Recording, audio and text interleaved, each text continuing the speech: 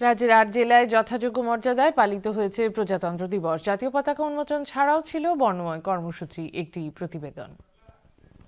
প্রজাতন্ত্র দিবসে খোয়াই জনজাতি কল্যাণ মন্ত্রী বিকাশ দেববর্মা তিনি সম্মিলিত বাহিনীর কুচকাওয়াজে অভিবাদন গ্রহণ করেন। ছিল সাংস্কৃতিক কর্মসূচি। বিভিন্ন প্রকল্পগুলোতে পর্যালোচনা করে সময় ও পরিবর্তিত পরিবেশের সাথে তাল মিলিয়ে আরো বাস্তবমুখী করে তোলা হয়েছে।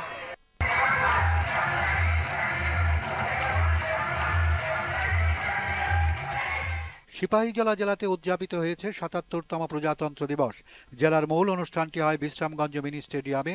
পতাকা উন্মোচন করেন, কুচকাওয়াজ প্রদর্শন এবং অভিবাদন গ্রহণ করেন বনমন্ত্রী অনিমেষ দেববর্মা। পুলিশ, টিএসআর সহ মোট ১৪টি প্ল্যাটুন প্যারেডে অংশগ্রহণ করে। তাছাড়াও পরিবেশিত হয় দেশাত্মবোধক সাংস্কৃতিক অনুষ্ঠান।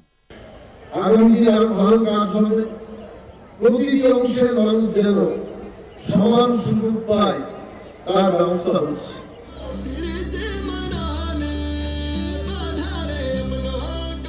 প্রজাতন্ত্র দিবস যথাযোগ্য মর্যাদা এবং উৎসাহের সঙ্গে পালিত হল গোমতী জেলায়।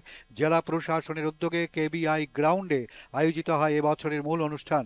সকাল ৯টায় অনুষ্ঠানের সূচনা করেন রাজ্যের অর্থমন্ত্রী প্রণজিৎ সিংহ রায়। আমরা প্রতিজ্ঞা করব সকলে মিলে একটি আত্মনির্ভর, উন্নত ও সম্ভাবনাময় রাজ্যে পরিণত হচ্ছে এবং সেই সঙ্গে অবশ্যই নেশামুক্ত ত্রিপুরা গড়ার লক্ষ্য নিয়ে আমাদের সকলকে একযোগে কাজ করতে হবে। উত্তর জেলা সদর ধর্মনগরে ৭৭তম প্রজাতন্ত্র দিবস উদযাপিত করা হয়েছে।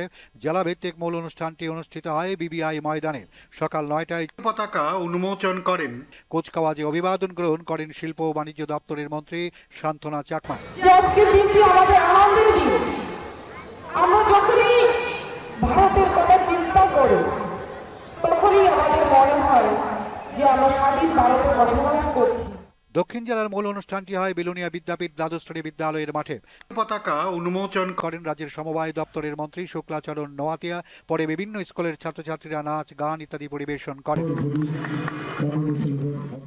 এই মহতি দিনে দেশের অগণিত বীর শহীদের স্মৃতির প্রতি গভীর শ্রদ্ধা নিবেদন করছি।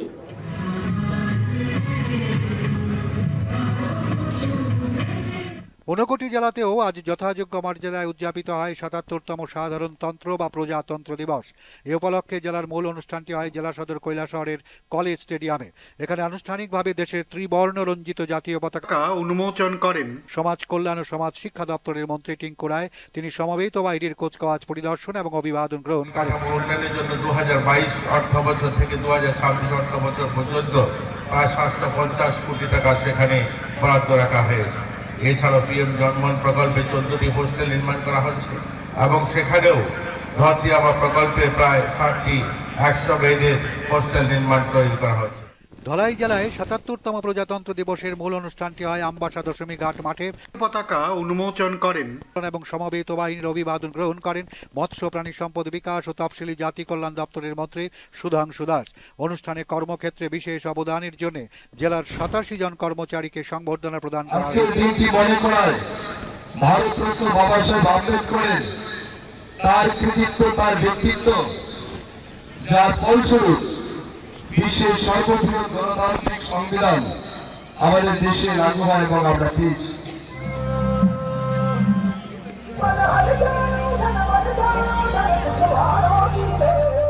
সব মিলিয়ে রাজ্যের জেলাগুলিতে উৎসাহ উদ্দীপনার মধ্য দিয়ে পালিত হচ্ছে প্রজাতন্ত্র দিবস। দূরদর্শন সংবাদ, আগরতলা।